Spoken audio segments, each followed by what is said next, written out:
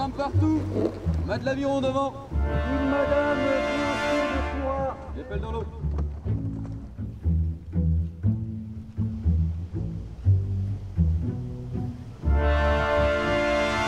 Monsieur Salmon, le vent est frais aujourd'hui. Oui, monsieur. Nous allons aller prendre des sondes du côté de l'île d'Aix. Vous prendrez soin de vérifier la petite montre.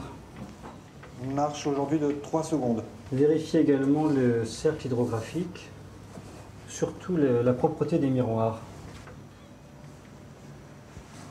Et les miroirs sont parfaitement propres. Bien.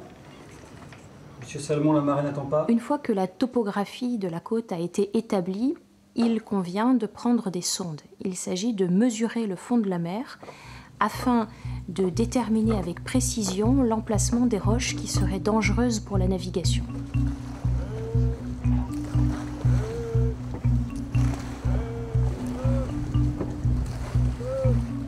Le plomb de sonde est creux et dans le creux du plomb de sonde, l'homme de sonde a disposé une petite couche de suif qui permet de récolter un échantillon du fond de la mer. Paré pour la sonde. Paré. La brame partout. Tour de Floura, gauche, île Ennet. 83 degrés, 15 minutes. 83 degrés, 15 minutes. 22 pieds. 22 pieds. Sable vaseux. Sable vaseux. L'ingénieur hydrographe mesure avec son cercle les angles formés par 3 points sur la côte, bien visibles du large. Il trace 2 cercles, l'un passant par A et B, le deuxième par A et C. À l'intersection des 2 cercles se trouve le point qu'il reporte ensuite précisément sur la carte qu'il a dressée. Il ne suffit pas de mesurer le fond de la mer à l'aide de la sonde.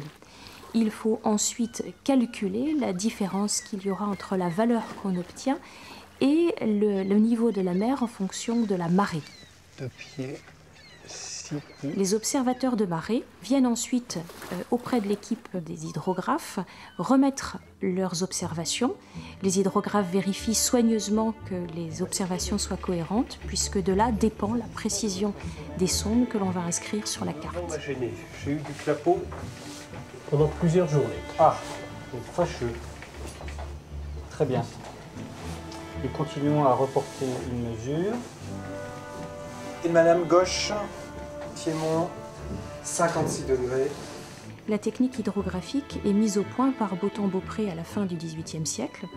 Elle s'affine ensuite progressivement au cours du XIXe siècle et permet d'effectuer des mesures très précises, très rapidement. C'est une véritable révolution.